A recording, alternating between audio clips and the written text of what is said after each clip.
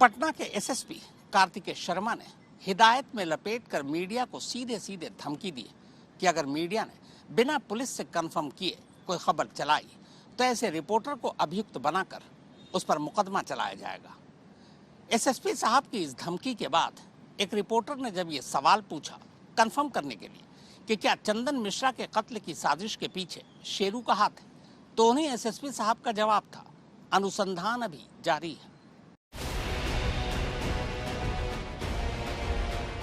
ये पटना के एसएसपी यानी सीनियर सुपरिंटेंडेंट ऑफ पुलिस है।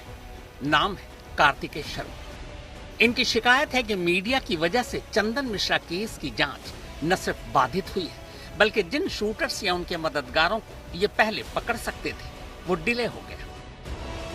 जिस तरह से मीडिया के द्वारा अपुष्ट खबरों को सही खबर बना के किया गया है, ये बहुत ही शर्मिंदगी की बात है।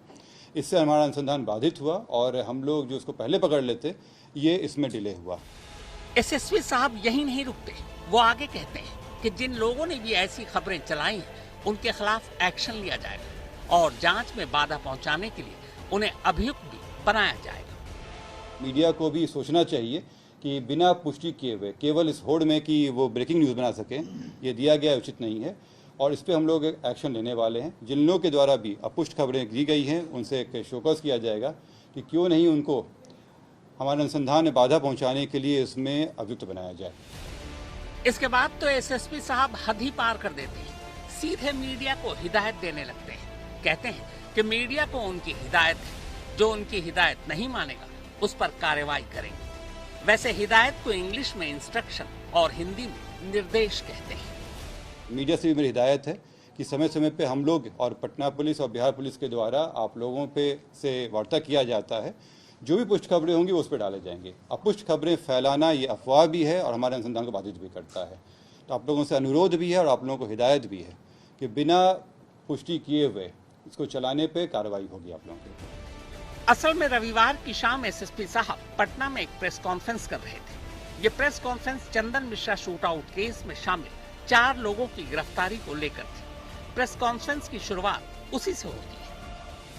तो जो इसमें मेन शूटर थे तौसीफ, उनको कलकत्ता में घेरा गया। कलकत्ता पुलिस, कलकत्ता एसटीएफ के द्वारा बहुत ही सराहनीय सहयोग दिया गया हम लोगों को और उस सहयोग के बदौलत ही तौसीफ की गिरफ्तारी कलकत्ता से हो पाई है। तौसीफ के साथ 3 अन्य व्यक्ति भी वहाँ पे मिले हैं जिनका इस षड्यंत्र में रोल रहा था।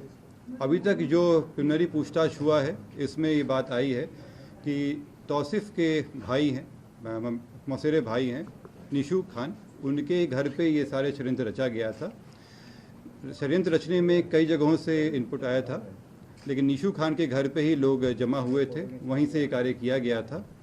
निशू खान के अलावा जो 2 व्यक्ति और पकड़ाए हैं ये उनके सहयोगी रहे हैं और उसमें उनके भागने में सहयोग किया गया था।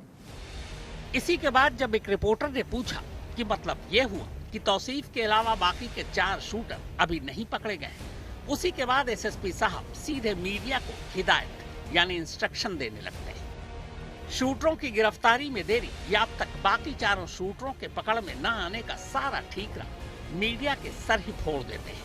वैसे आपको बता दूं कि 4 दिन बीत चुके हैं पर अभी तक तौसीफ के अलावा ये बाकी के 4 शूटर खुल्लम खुल्ला चेहरा दिखाने के बावजूद पुलिस के हाथ नहीं आए। बस पुलिस का अब भी वही रटा रटाया जवाब है कि सभी को आइडेंटिफाई कर लिया है। इसमें सभी को हम लोग आइडेंटिफाई कर चुके हैं और सभी के पीछे टीम लगी हुई है। जो मेन थे तौसीफ, इनकी गिरफ्तारी हो गई है, बाकी लोगों पे भी जल्द ही कार्रवाई। मतलब 4 शूटर अभी भी फरार हैं। हाँ। एसएसपी साहब की शिकायत ये थी कि मीडिया ने बिना पूछे शूटरों की गिरफ्तारी की खबर चला दी। खबर चलाने से पहले मीडिया को पुलिस से बात करनी चाहिए थी। पर कमाल देखिए, उसी प्रेस कॉन्फ्रेंस में जब मीडिया पूछ रही कि चंदन मिश्रा के कत्ल की वजह क्या थी, क्या चंदन का कभी दोस्त रहा शेरू इस साजिश के पीछे, ऐसे सारे सवालों के जवाब में बस एक ही लाइन, अनुसंधान जारी है। ये सब अनुसंधान का विषय है। वैसे एसएसपी साहब ये बताएं, जब भी कोई ऐसी वारदात होती है तो मीडिया उससे जुड़ी हर खबर को दिखाती है, पर कभी किसी और राज्य या शहर की पुलिस ने यह शिकायत नहीं की कि मीडिया की वजह से वो शूटर को नहीं पकड़ पा रहे। और जहां तक मीडिया को हिदायत देने की बात है तो वो तो कभी अदालत ने भी नहीं दी। शशि भूषण, पटना, आज तक।